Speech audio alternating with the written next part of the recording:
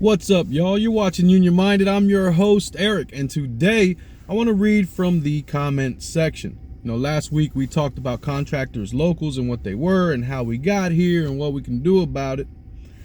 And someone posted a comment on one of those videos, and I thought it was important to read that comment because it comes from the perspective of a person who, at least by their comment, claims to be an organizer and someone who has negotiated contracts, and he thought that my video was full of malarkey. And so I want to dive on into his comment and kind of just give you my perspective on what he's saying here.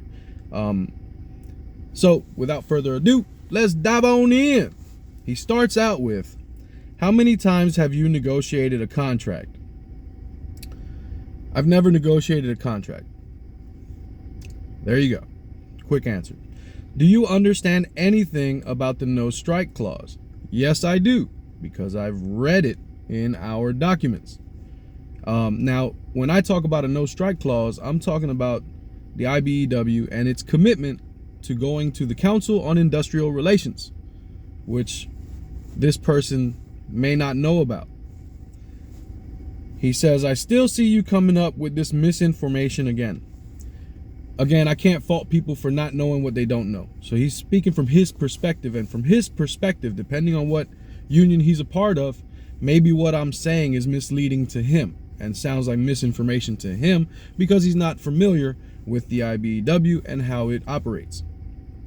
When the contract expires, so does a no strike clause. That must be for what he's talking about.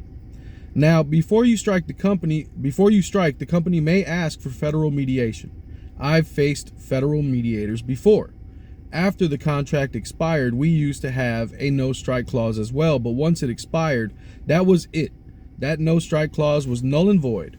Now, take heed to this. A company and a union may sign a mutual statement of understanding where they don't strike until all forms of negotiations have failed. Now, I don't have a reason to doubt this person and their comment.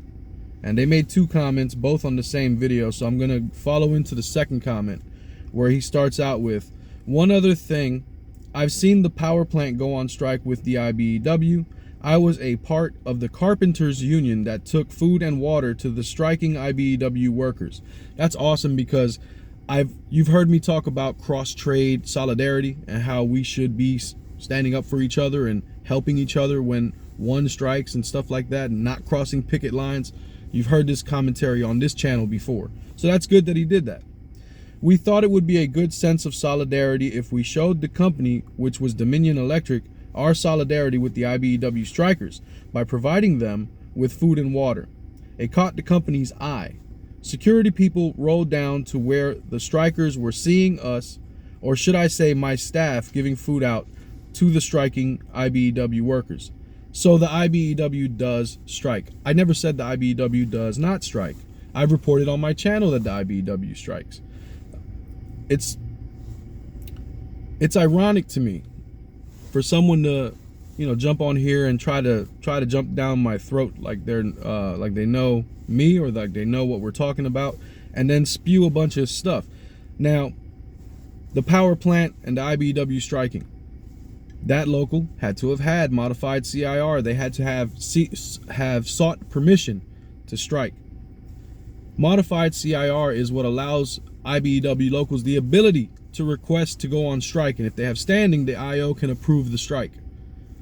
There is still a commitment to go to CIR. There is still, whenever a contract expires, the contract continues in place until CIR comes down with a decision. This is the way that it is here in the IBEW. And so this person isn't familiar with that. There's a local in New Jersey that went on strike. Local 46 went on strike a few months ago.